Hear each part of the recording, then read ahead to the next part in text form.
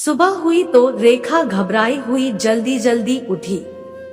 अपनी साड़ी संभालते हुए और बालों का जुड़ा बनाते हुए वॉशरूम में घुस गई।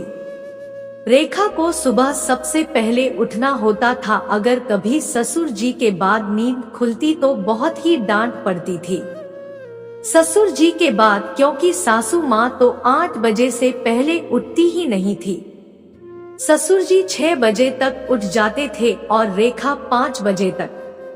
शादी की शुरुआत में तो हर रोज ही जल्दी ना उठने पर डांट पड़ जाती थी।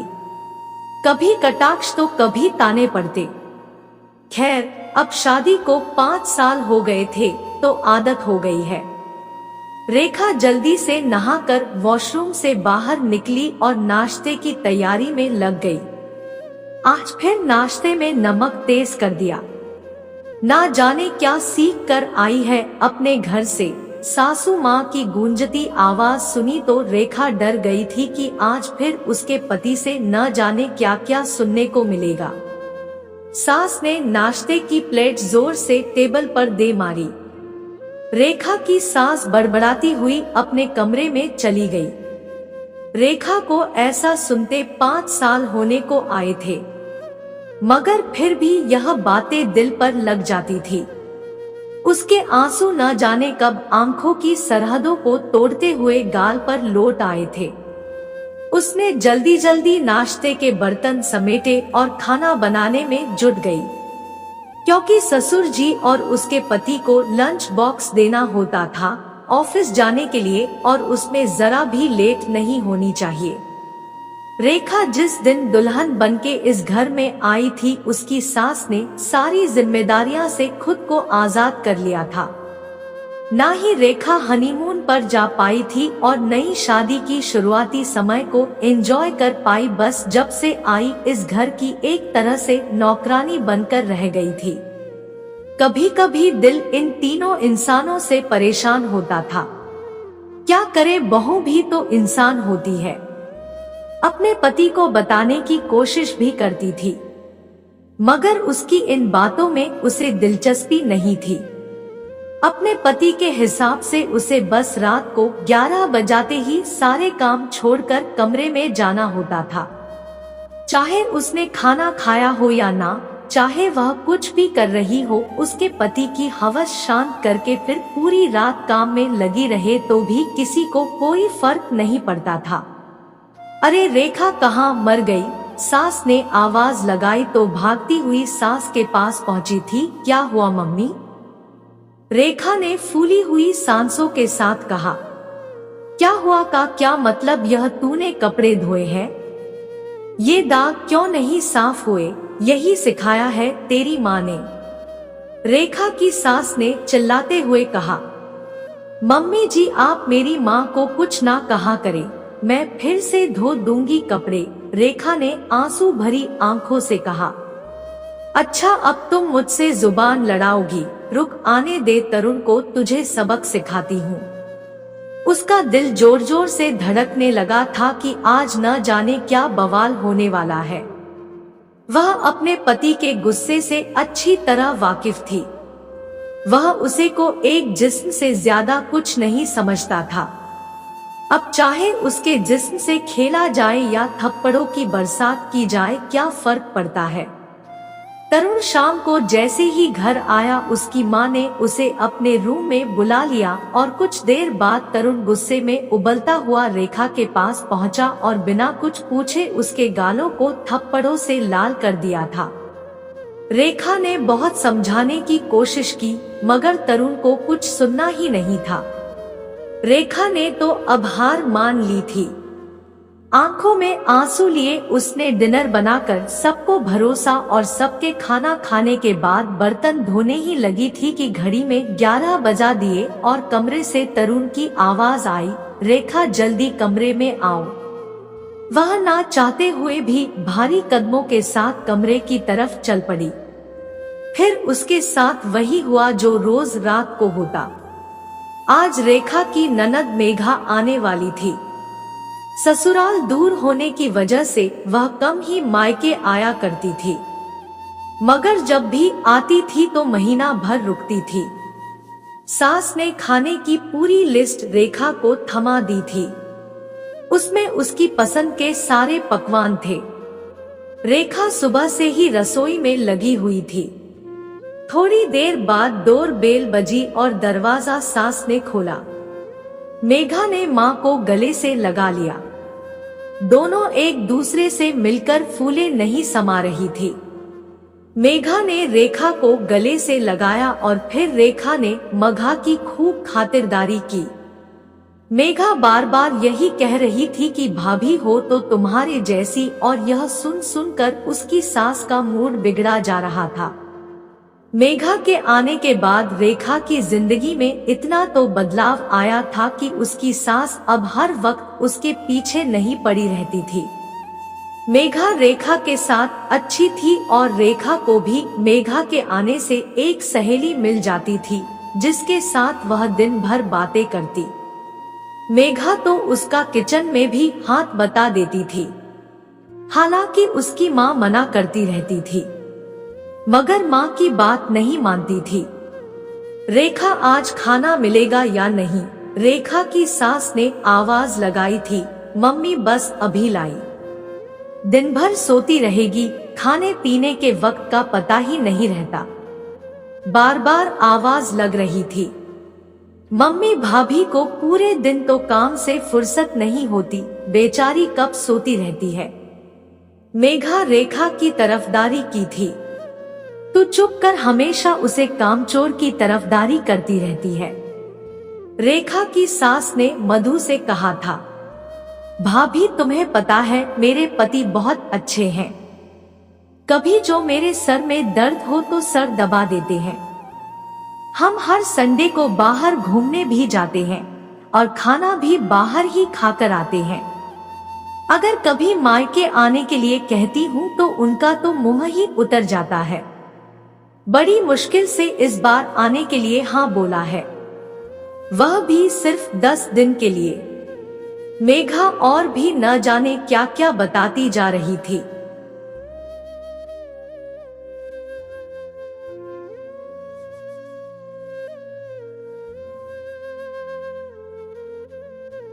मगर रेखा तो अपने अतीत में खो गई।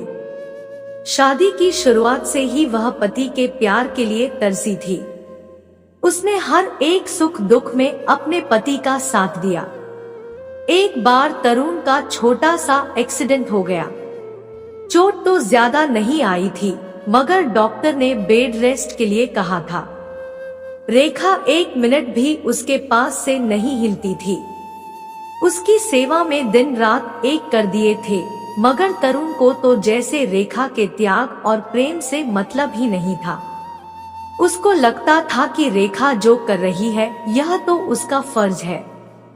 काश कभी तो रेखा के प्यार को समझ पाता।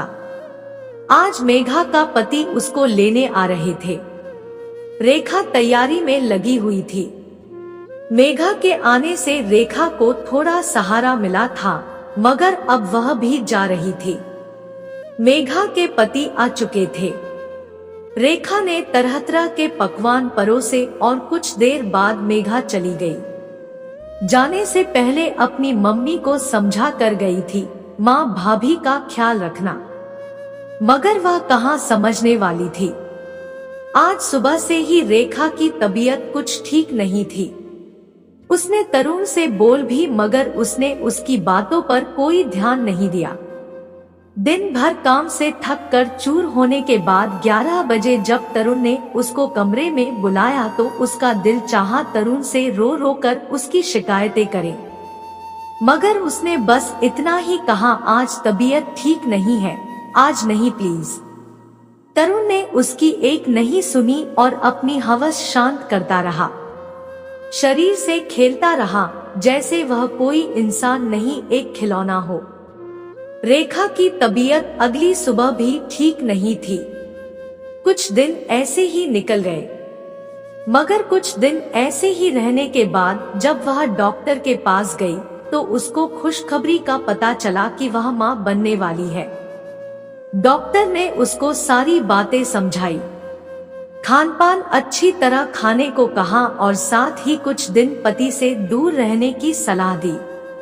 क्योंकि रेखा कुछ कमजोर थी, इसलिए डर था कि कहीं बच्चे को कोई नुकसान न पहुंचे।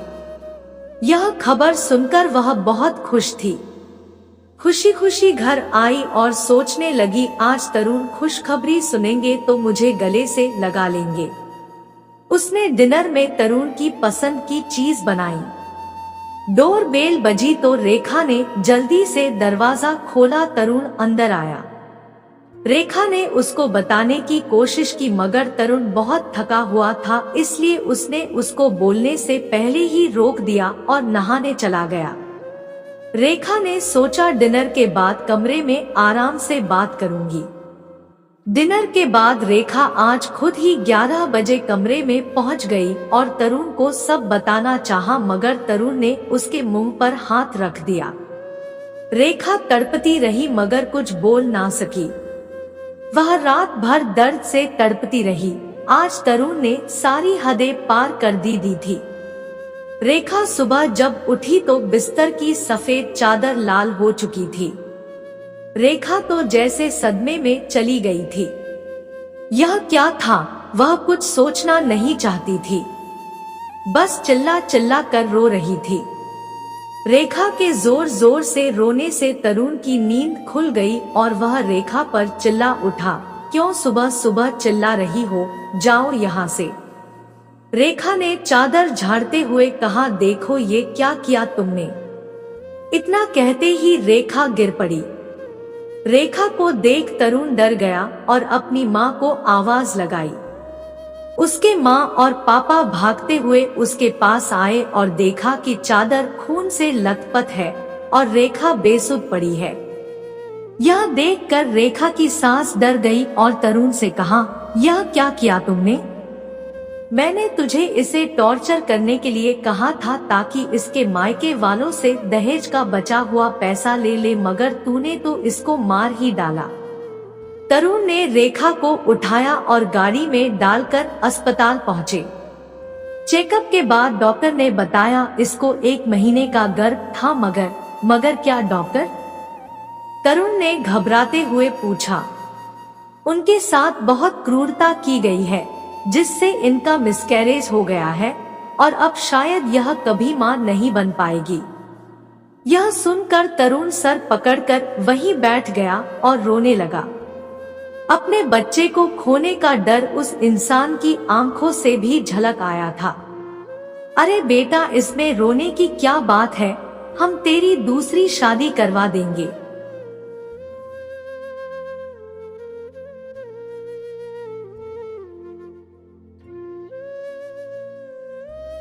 तुझे बच्चा ही तो चाहिए ना। तरुण की माँ ने ऐसा कहा जैसे कुछ हुआ ही ना हो। बस करो माँ प्लीज, बहुत हुआ। आपकी बातों में आकर मैंने अपनी गृहस्थी खराब कर ली। इतनी अच्छी लड़की मुझे पत्नी के रूप में मिली और मैंने उसकी कदर नहीं की। यह सब आपकी वजह से हुआ है। तरुण ने इतना कहा और जोर जोर से रोने लगा। रेखा कुछ दिनों बाद अस्पताल से घर आ गई थी, मगर अब उसने तरुण की पहले की तरह देखभाल करना छोड़ दिया था। अब उसके दिल में ना प्यार बचा था, ना जिम्मेदारी का एहसास। बस एक जगह बैठे बैठे कब शाम हो जाती उसे पता ही नहीं चलता। वह एक जिंदा लाश बनकर रह गई थी। सास ने भी उसको कुछ कहना छोड़ दिया था। असल में रेखा के दुख की वजह यह नहीं थी कि उसने अपना बच्चा खो दिया था, बल्कि यह थी कि उसने डॉक्टर की तरुण से कही गई बात भी सुन ली थी कि अब वह कभी मां नहीं बन पाएगी, और साथ ही अपनी सास की दूसरी शादी वाली बात भी उसने सुन ली थी। वह सोचती रही थी कि कैसे लोग हैं, मेरे शरीर से फायदा उठाकर मुझे अपनी वासना शांत करके आज मुझे ही बिना फल का पेड़ बताकर पीछा छुड़ाना चाहते हैं।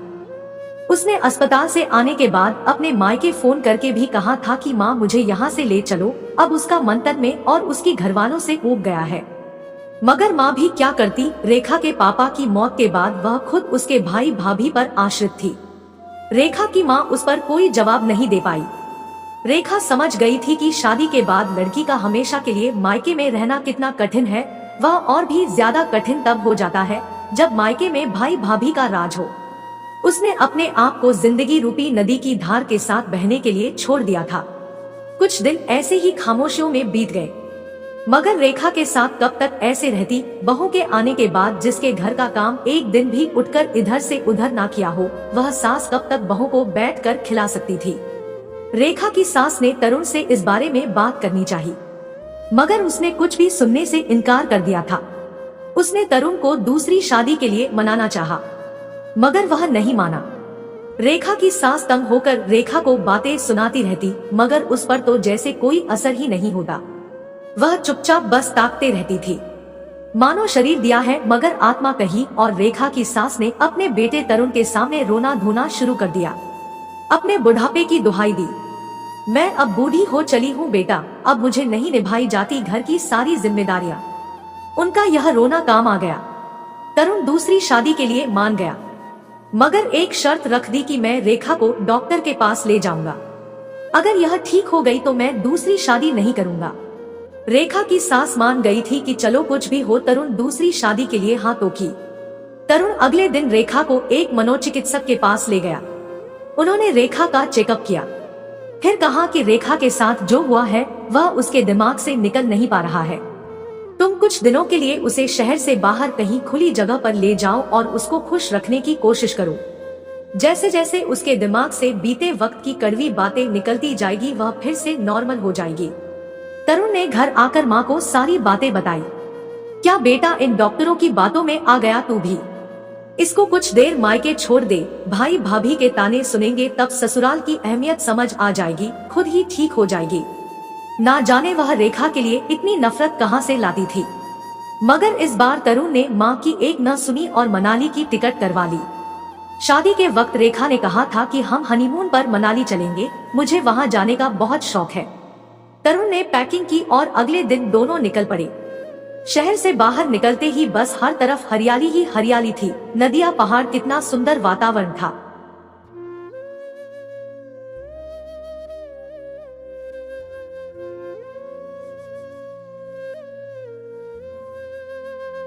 वह अकेले ही रेखा से बातें करता रहा।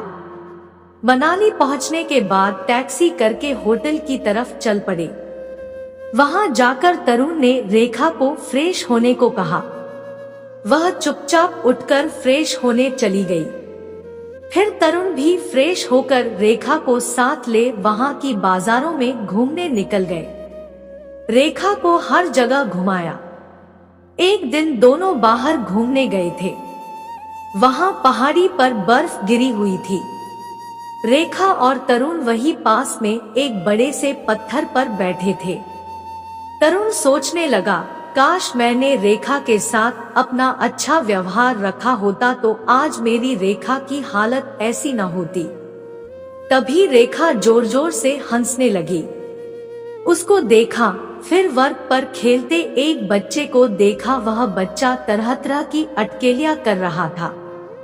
मैंने शायद पहली बार रेखा को इतना खिलखिला कर हंसते देखा था। वह समझ गया था कि रेखा की बीमारी क्या है। अगले दिन वह रेखा को एक बच्चों के पार्क में ले गया। वहां उसने छोटे छोटे बच्चों को खेलते देखा, हंसते देखा तो रेखा भी धीरे धीरे हंसने लगी। मगर तरुण से अभी भी दूरी ही थी। उसके दिल में तरुण के लिए बहुत नाराजगी थी, शायद बहुत गुस्सा भी था।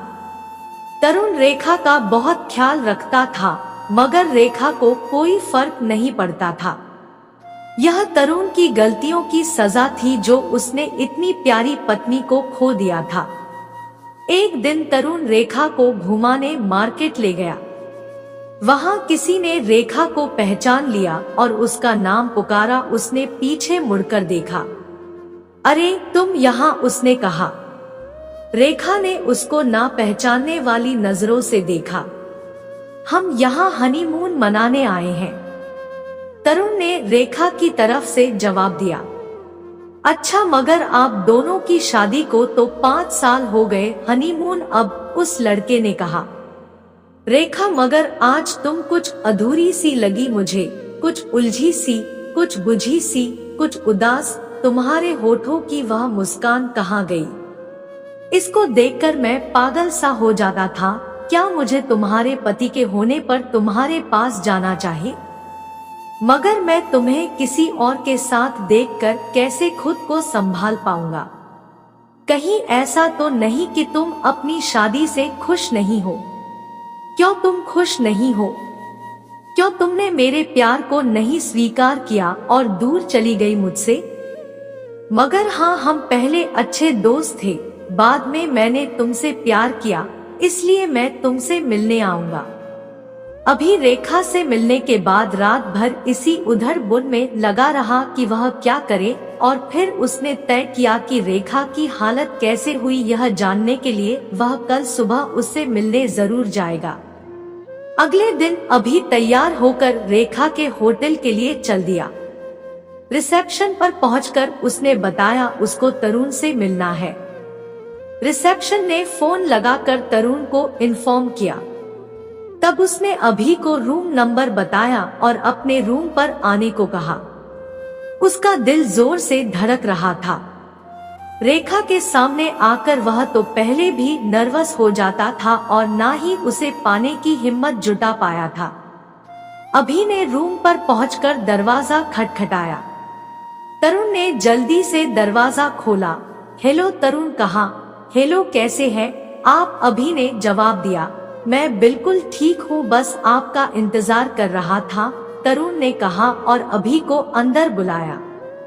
रेखा अभी भी गुमसुम सी खिड़की के पास बैठी थी, दुनिया की हर बात से अनजान। उसको शायद अभी के आने का भी पता नहीं चला था और तरुण अभी के साथ बातें करने लगा, पर तरुण ने बातों ही बातों में रेखा के साथ हुई उस घटना का भी जिक्र किया जिसकी वजह से रेखा की हालत हुई थी।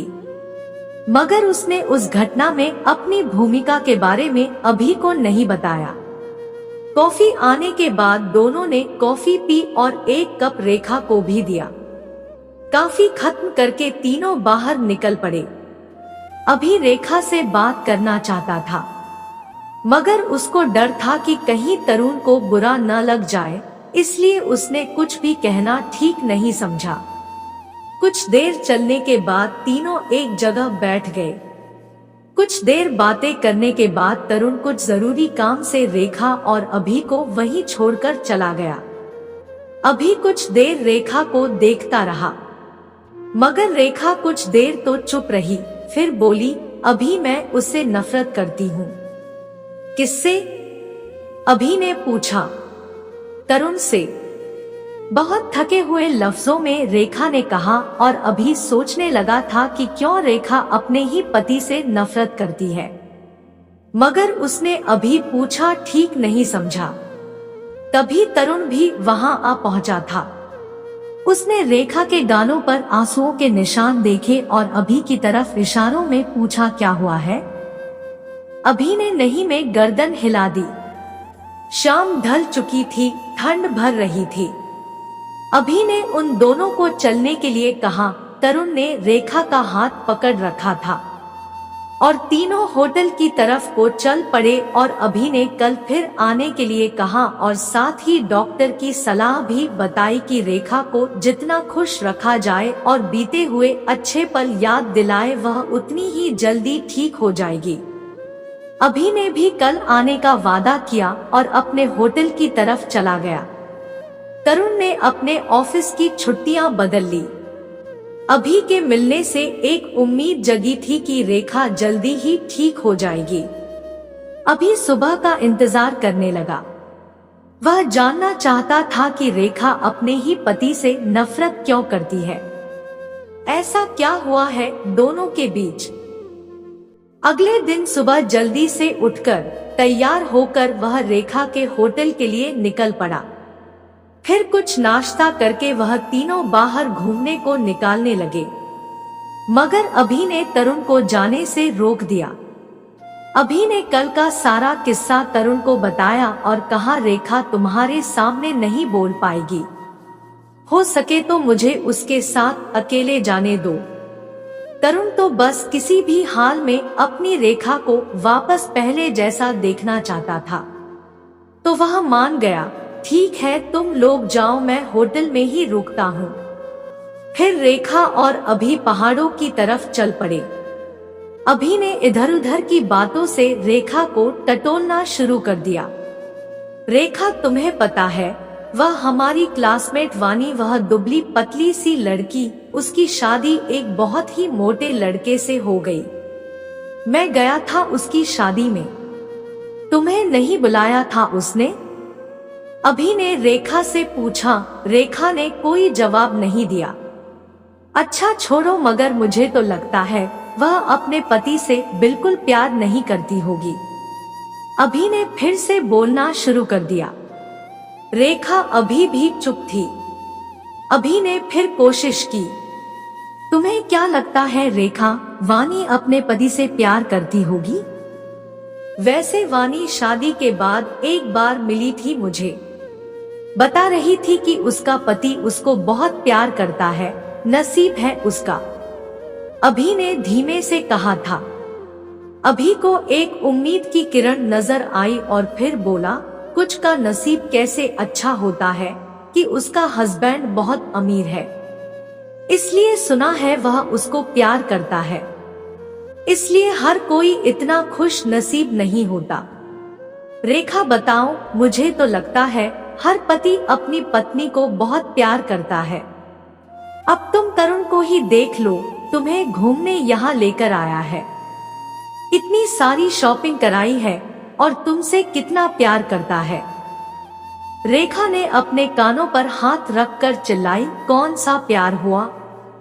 प्यार जिसने मेरी यह हालत कर दी, या वह प्यार जिसने मुझसे मेरा बच्चा छीन लिया, या शायद तुम उस प्यार की बात कर रहे हो जिसकी वजह से अब मैं कभी मां नहीं बना पाऊंगी।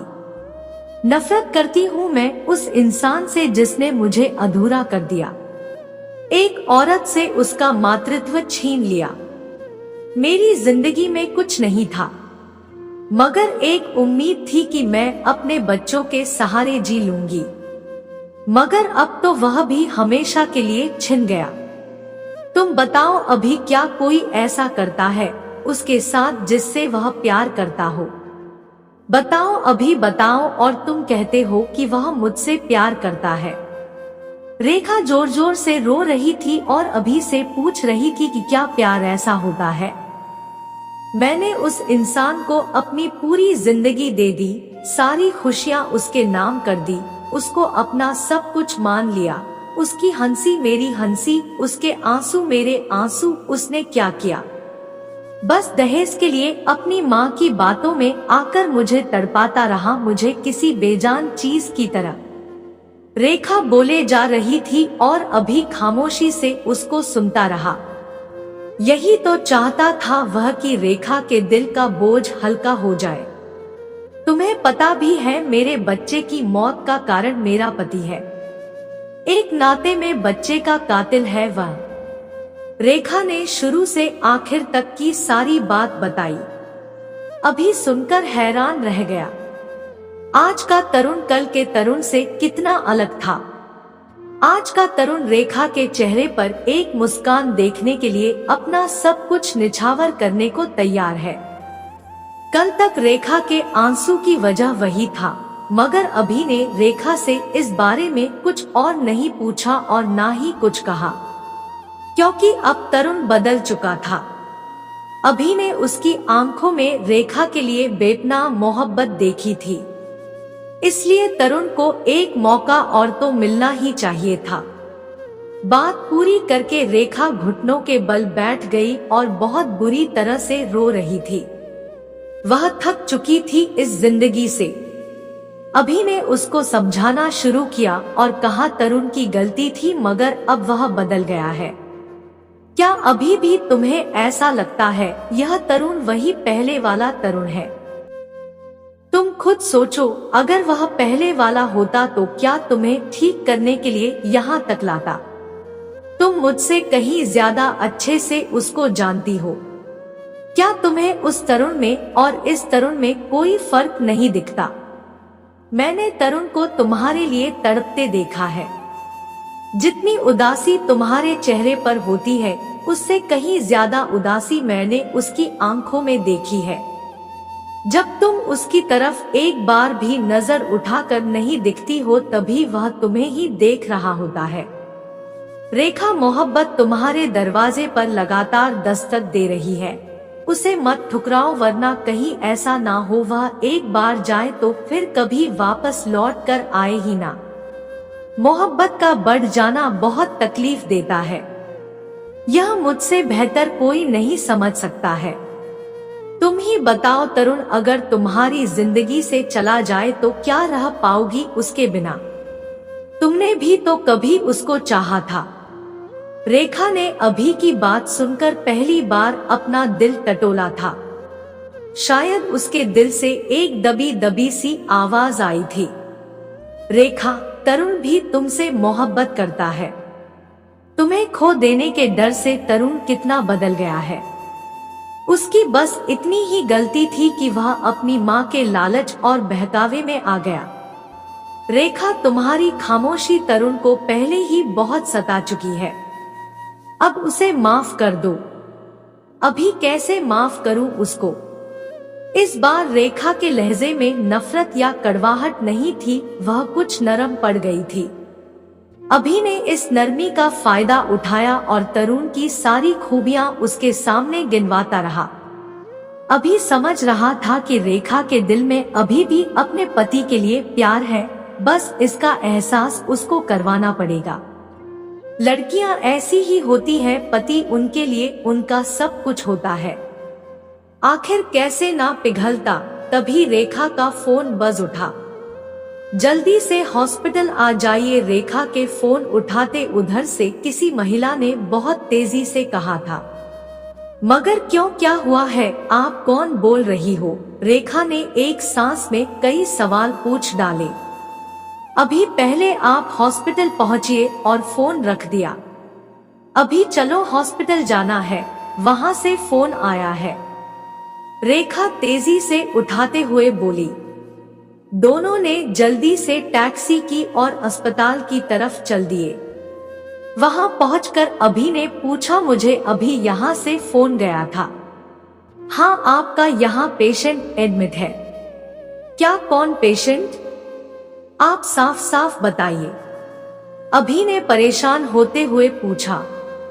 मगर रेखा तब तक लिफ्ट की तरफ बढ़ चुकी थी। रेखा एकदम से रो पड़ी थी। मशीनों में उलझा हुआ, सर पर बहुत सारी पत्तियां बंधे हुए तरुण बेड पर पड़ा हुआ था। तरुण को बेड पर 4 दिन हो चुके थे। अब उसकी हालत कुछ ठीक थी, मगर होश में अभी तक नहीं आया था।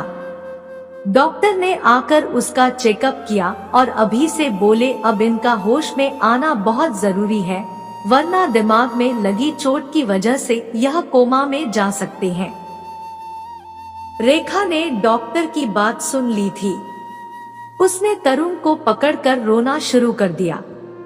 उठो तरुण, देखो तुम्हारी रेखा तुम्हारे पास आ गई है। तुम यही चाहते थे ना कि मैं तुमसे बात करूं? पहले की तरह हंसू मुस्कुराऊं? देखो मैं हंस रही हूं, देखो ना तरुण। अभी वहां खड़ा होकर सब देख रहा था। अभी ने उन दोनों को कुछ देर के लिए अकेला छोड़ दिया। यह उनका वक्त था जो उन दोनों के लिए था, इसमें किसी तीसरे की जगह नहीं थी। 3-4 घंटे बाद तरुण को होश आ गया था। उसने अपने हाथ जोड़कर रेखा से इशारों में माफी मांगनी चाहिए, मगर रेखा ने उसका हाथ अपने हाथों में ले लिया और बोला, नहीं तरुण, ऐसा मत करो। तुमने जो किया था वह अनजाने में किया था। इसका एहसास मुझे अभी ने करवाया। उस रात तो तुम्हें पता ही नहीं था कि मैं माँ बनने वाली हूँ। अगर तुम्हें पता होता तो तुम कभी वह सब नहीं करते। यह कहते हुए रेखा तरुण के गले से लग गई। कुछ देर बाद अभी डॉक्टर को ले आया। डॉक्टर ने तरुण को देखा। असल में उसकी दवा डॉक्टर के पास नहीं, रेखा के पास थी। रेखा का प्यार। रेखा एक बार फिर से तरुण का पहले की तरह ख्याल रखने लगी थी। कुछ दिनों में तरुण को अस्पताल से छुट्टी मिल गई और वह वापस घर आने के लिए ट्रेन में बैठ गए थे। अभी भी उनके साथ ही था। वह भी अब घर जा रहा था। उसकी ट्रेन अलग थी जो रेखा की ट्रेन के बाद आने वाली थी। 2 साल बाद रेखा हॉस्पिटल में दर्द से तड़प रही थी और तरुण बाहर टहल रहा था। तब तरुण ने रेखा को शहर के सबसे बड़े डॉक्टर को दिखाया था और उन्होंने उसका इलाज शुरू किया। उसके बाद वह फिर से एक बार प्रेग्नेंट हुई थी और इस बार तरुण ने उसका खूब ख्याल रखा। नर्स ने कुछ देर बाद आकर एक नन्ही सी गुड़िया को तरुण की गोद में लाकर रखा था। तरुण खुश था, बहुत खुश था। पापा बनने की खुशी तो थी, साथ में यह खुशी उससे भी ज्यादा थी कि रेखा की ख्वाहिश पूरी हो गई। उसके बाद तरुण ने अपनी माँ का घर भी छोड़ दिया था क्योंकि वह दूसरी शादी करवाने पर अड़ी हुई थी, क्योंकि उनको पोता चाहिए था। बेटी के आ जाने के बाद उन दोनों की जिंदगी का अधूरापन भी खत्म हो गया था। दोनों बहुत खुश थे। अब रेखा की जिंदगी में पति और सास की क्रूरता नहीं थी, बस था तो अपने पति का सच्चा प्यार। कहानी अच्छी लगी हो तो वीडियो को लाइक और शेयर करें। साथ ही चैनल पर नए हैं तो चैनल को सब्सक्राइब जरूर कर ले ताकि ऐसी ही वीडियोस आपको मिलती रहे।